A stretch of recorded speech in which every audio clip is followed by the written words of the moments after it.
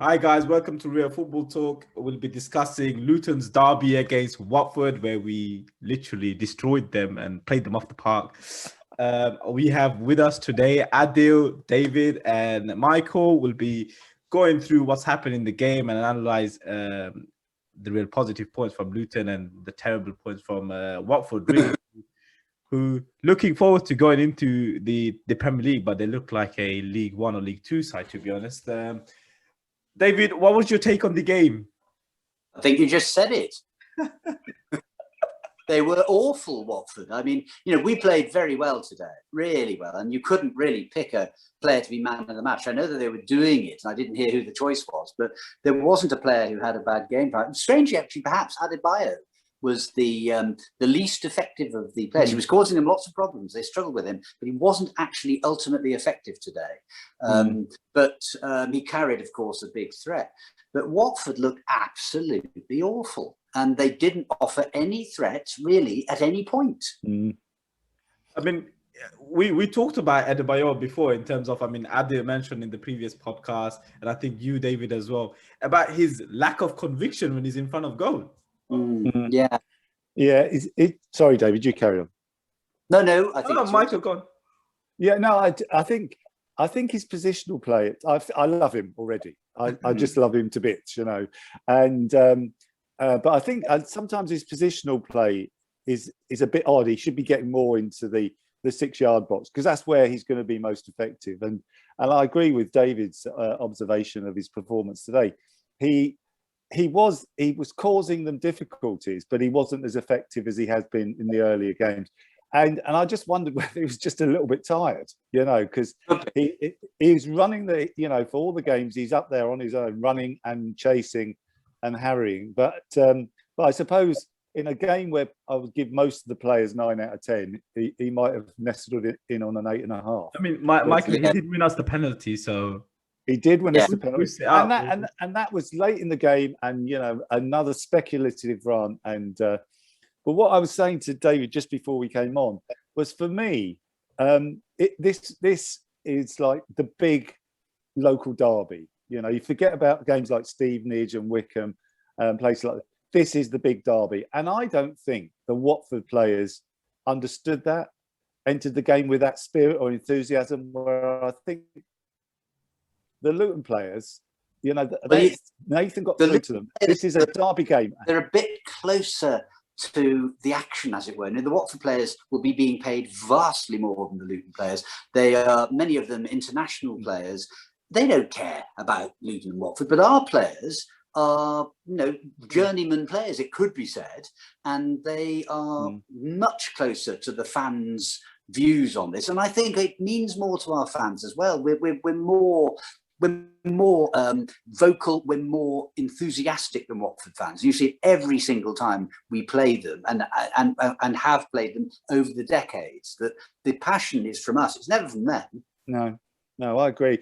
And I think that was probably what I was so surprised that, we started like, thoroughbred racehorses out of the traps, with it, and we were all over them from the first minute.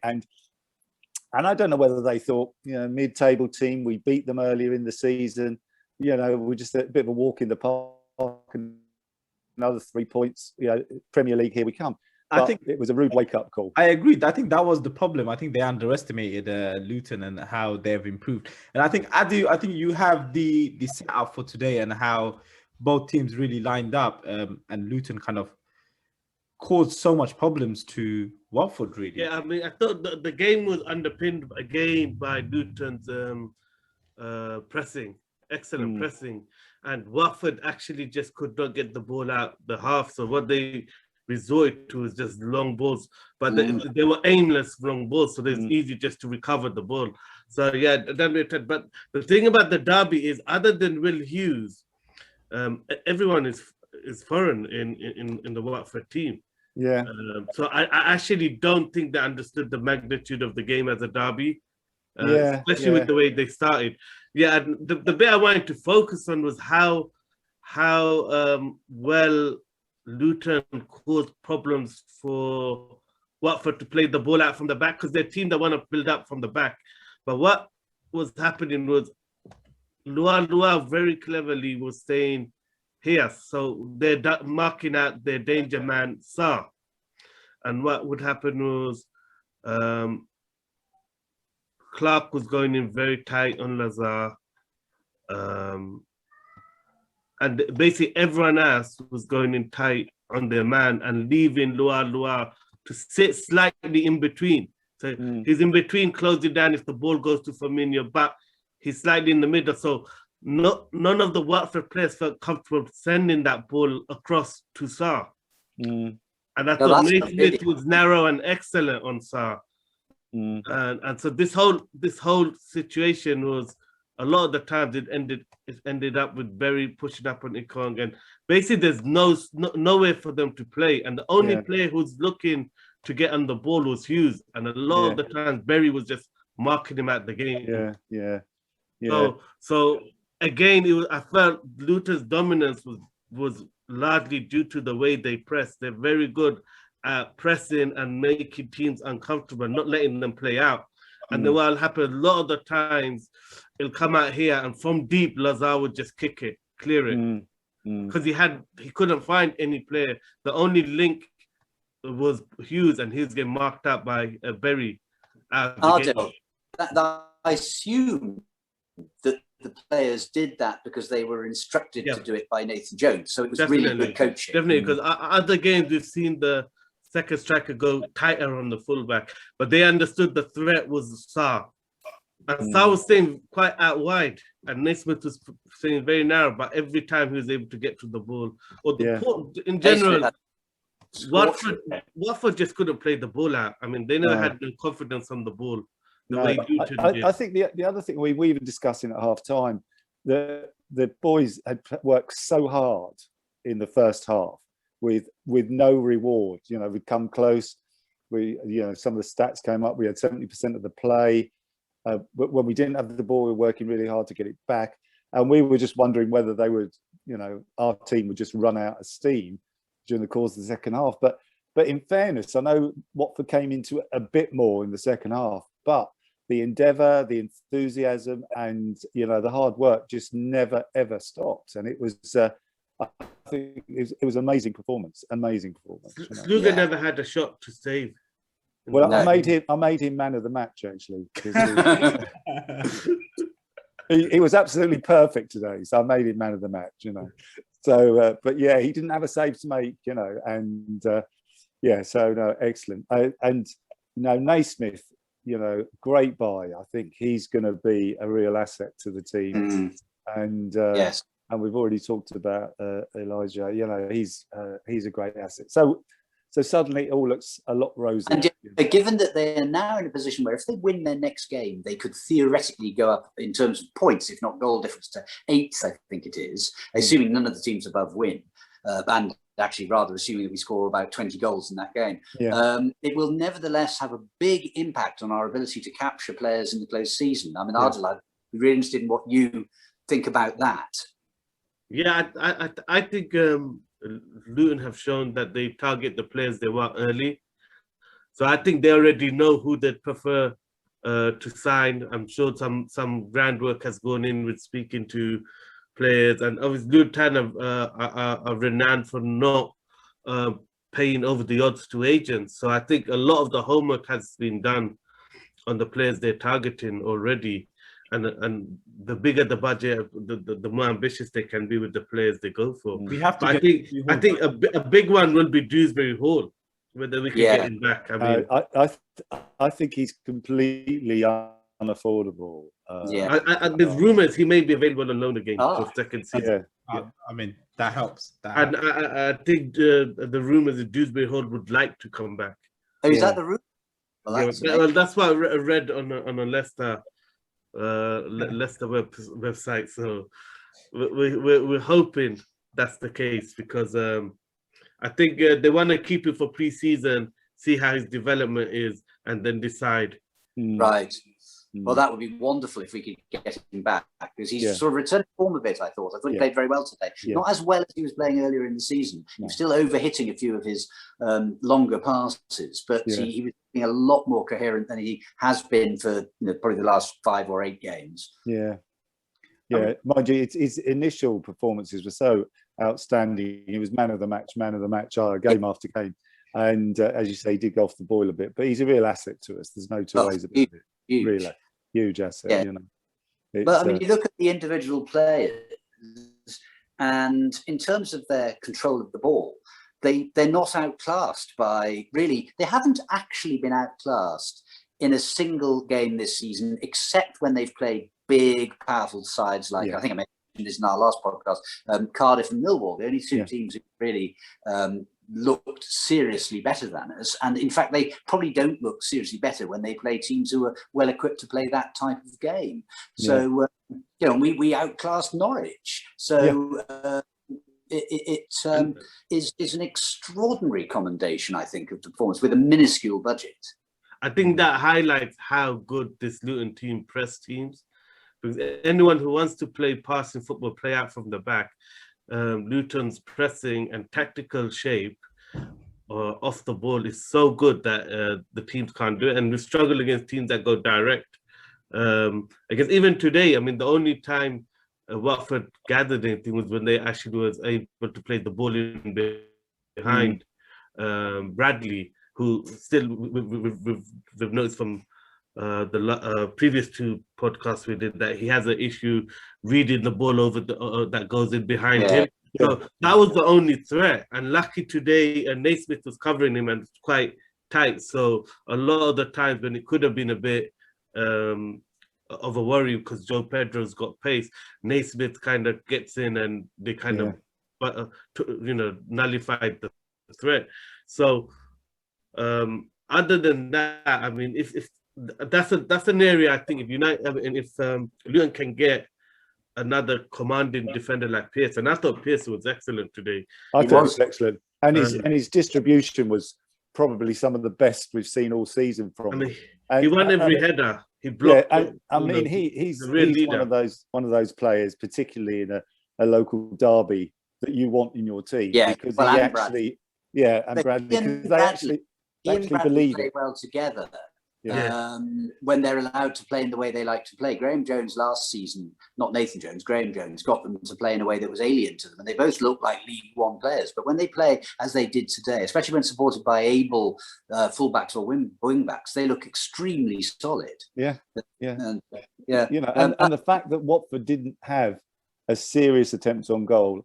I mean, I know Andre, was at the end of that disallowed goal, which would have been heartbreaking because I mean, Andre for me is the one that helped us get out of the conference, and I've I know he plays for Watford, but I always have a soft spot for him, and I almost forgive him for playing for Watford. But if he had scored that goal, could you imagine if there was 10,000 people in the stadium? What would have happened? I think we'd still be there. He was happy to celebrate, so I think he would have. He's lucky there was no fans. Yes, because he ran off to celebrate and then realized the flag was up. Yeah. But I'll ask you, Ardil, two things to comment on. The first one was the fact that there were a number of occasions where Watford actually cheated. The most egregious example being when they scuffed up the penalty spot. And the second one is, what would their players be getting paid? Do you have any idea what sort of salaries they're on compared with ours? Yeah, I mean, the rumor is size on a lot. He's on quite a lot just to keep him. So quite a lot, 100,000 a week. Not that much. I mean, apparently he's on 60,000 maybe, but he's definitely. Yeah, he's on the 40 to 60 mark. But most of their players aren't that high because they got that in their clauses. They had relegation where the wages go down, I think by 20% or 25%.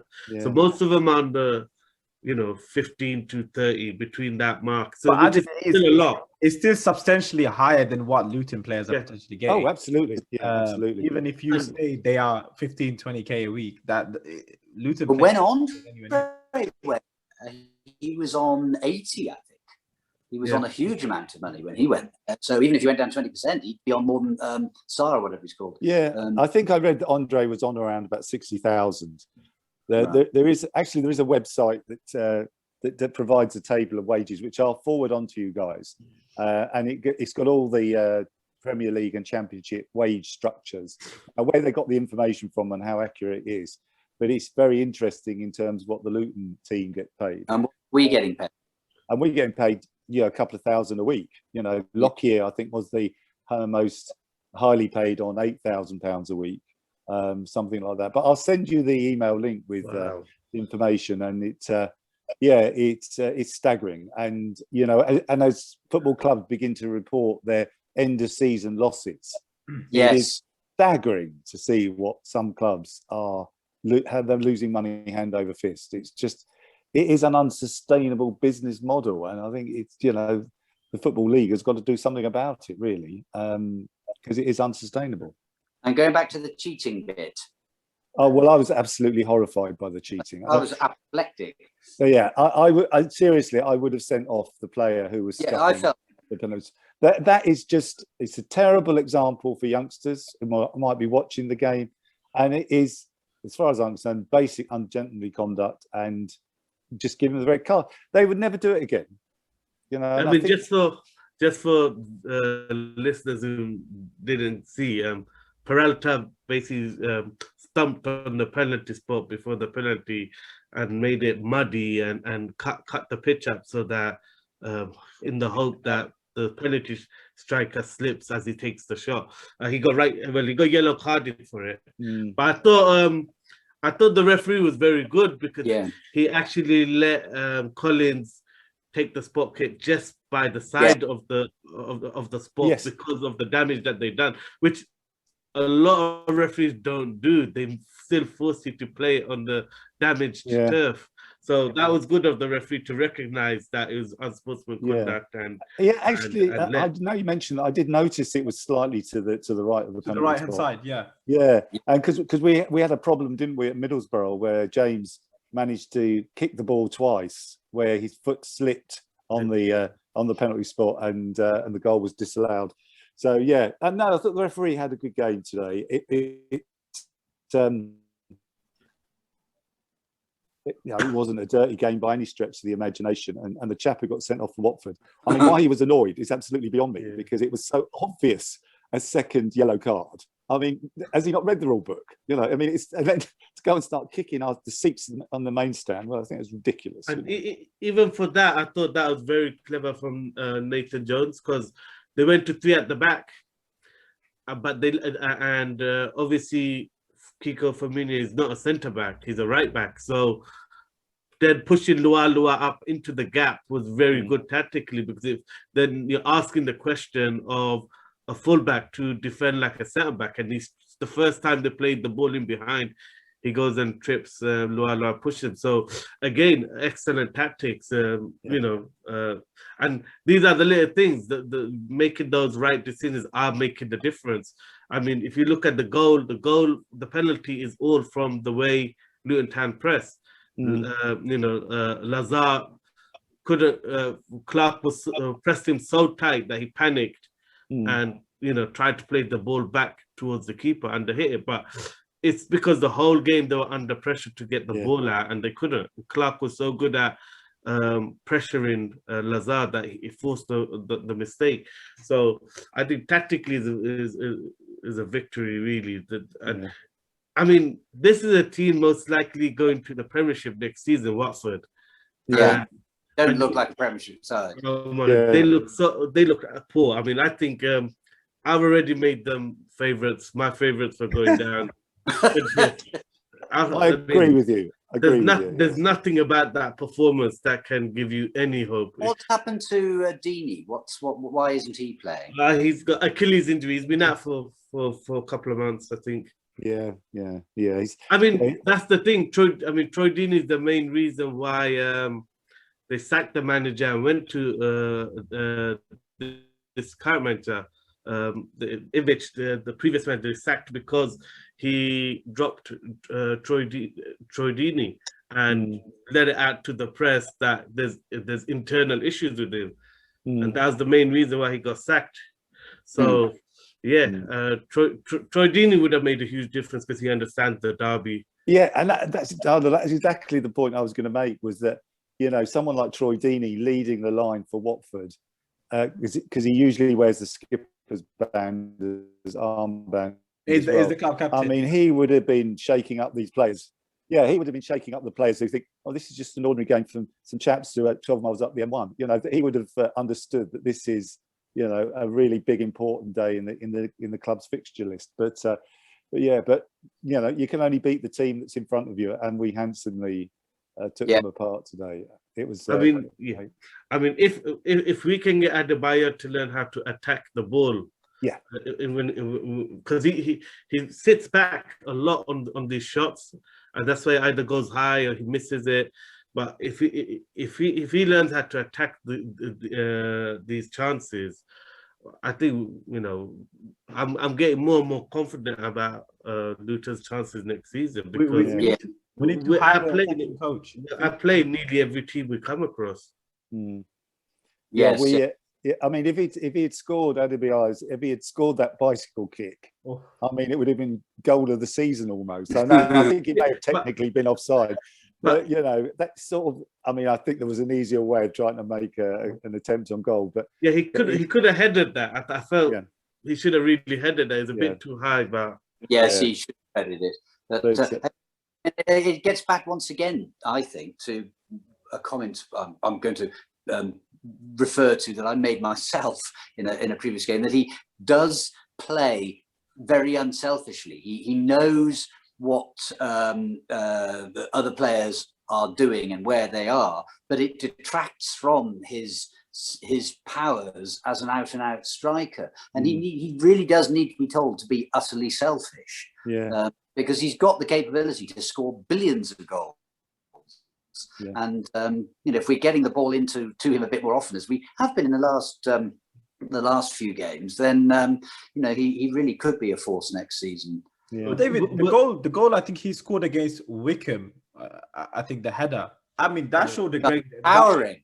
Why he towered the defender and bullet the corner, and that's what he should be doing. That's what we want. But that's why he needs to be in the 6-yard box. And again today, the quality of crosses was probably better than we've seen all season, because one of the frustrations has often been that the quality of the cross into the box has been poor, hasn't got past the first man. But in the last couple of games, we seem to be creating more chances with better quality crosses. Now today, most of them were overhit, but at least they beat the first man. Well, one thing that Loire did, and I going back to what Ardil was saying, is cause mayhem in their defence. And it meant that there was lots of space for other players to get the ball and cross it in, and or for Loire to do it. And they just had no answer for Loire. So yes, very interesting what you said, Ardil, because I hadn't actually noticed that, because I'm not a tactician, but it would explain why he appeared to have endless space and why he was causing such damage. I mean, Sarr never came back to help Firmino at all. Well, none of the front four of Watford ever came back, so that was part of the problem. Part of the reason why Luton dominated the game so easily was because you know, ultimately Watford leave their attacking players and up top, and that's how they've been winning. They've been winning a lot of games through individual brilliance of Sarr, and keeping him up the pitch and keeping their attacking players up the pitch. It's not through great football that they win their games. It's very much on the counter attack.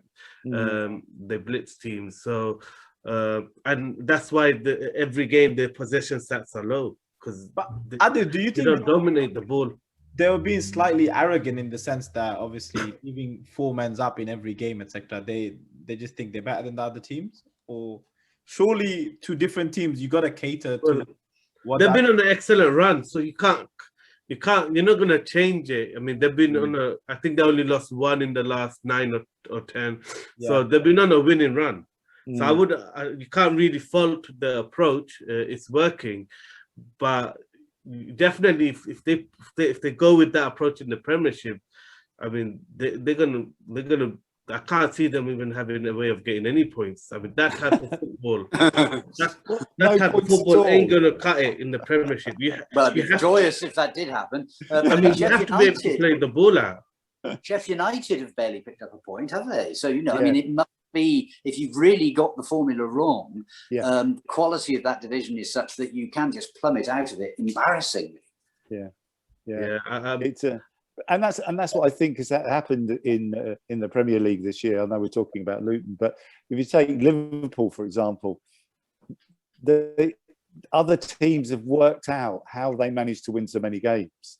And I think Sheffield United have come unstuck in a very big and dramatic way, where other teams have worked out how they managed to have such a good season last season.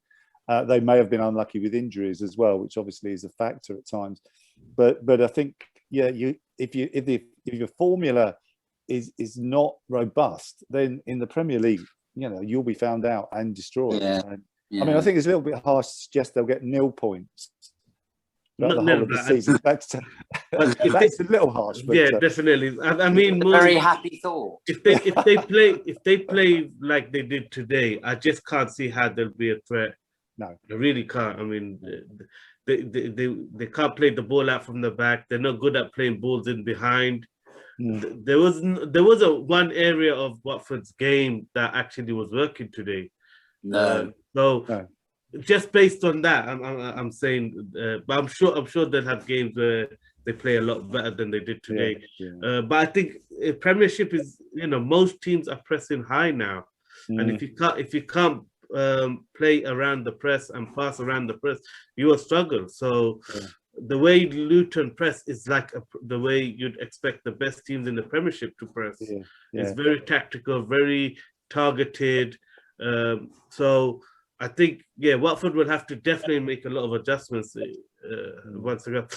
They're probably going to end up buying a lot of players anyways, because that's what they usually do. I wanted to ask David, were you worried when Collins came straight on as a sub and took the penalty? I was like, oh my God, this is. I was not nervous. I knew he was going to score. I was absolutely terrified, because I thought, he's got a very cool head, Collins, but to not have played at all, to come onto the pitch and to be instantly presented with the taking of a penalty demands coolness almost beyond that of an iceberg. Yeah. That's why he's our top scorer. Yeah. No, I felt for him. I thought that was a huge ask. But who else would it be? I was delighted. Michael, it's funny you say that, because I remember the referee getting the ball and kind of looking at the Luton players, and they were all like, it's the chap over there who's going to take it. Yeah, he's sitting in row Z at the moment. He's going to come on and take it. I'm glad he took it, because the first thing he did is he didn't try and put the ball on the penalty spot, put it by the side of it, and I was like, that's good. You can straight away see that he knows what he's doing. He's pushing the margins, because Watford have tried getting an unfair advantage by scuffing up the spot. So I was really happy at the end he took it, but I was worried. I was thinking, oh my God, if he misses this, Adi, you were worried because of the Watford commentators. Possibly. They go into your head. I think the only thing that's it just. I mean, I did just to mention a couple of other players. I thought Pelé was fantastic today. I mean, I know he drives us all mad, because he can be brilliant and absolutely diabolical. I think Nathan was saying about he either rips open the net or the ball ends up in the middle of Bury Park. It's but today he was fantastic. Clark, that's his position. Clark was brilliant. I think that's part of the reason why the crossing is gone better, is because Clark is on the right, and his crossing is so much better. And higher up the pitch, he's been playing recently. I mean, in the first half, he was getting the ball into Bury really a lot of times. So he's mixing it between playing it into the box and getting it into Bury. So that was really good to see. And I'd actually really like to see him in the 10 position, because I just think he's got that mix with Bury. It's only going to be a shot or a cross. He doesn't commit or run at the defense. But with Clark, you're going to worry about whether he's going to cross it, he's going to shoot, or he might kick one. Point. Yeah, his game intelligence is really good. So I'd love to see Clark in behind. Yeah, and he's a great header of the ball as well, as we've seen him during the early part of the season. For a smallish guy, he climbed well and he heads well. So, and I was really pleased for him today. Really pleased with Pelé. As you say, the back four looked really solid. Sluga was outstanding, my man of the match. I think I already mentioned that. But no, it just was great. It was great. Thank you. Can't beat it better than beating Watford 1-0 at home. Thank Well, you. you can 2-0 or 3-0. Yeah. I mean, thoroughly dominating performance from Luton, really making Watford lose their first game in 6, really. They've been winning 5 before that. So thank you both for, all 3 of you for coming on today. Thank you. For all our subscribers and viewers, please do support us, subscribe to the channel and share it out to your family and friends. And yeah, do keep watching and supporting the channel. Thank you, guys. Okay. Thanks. Cheers now.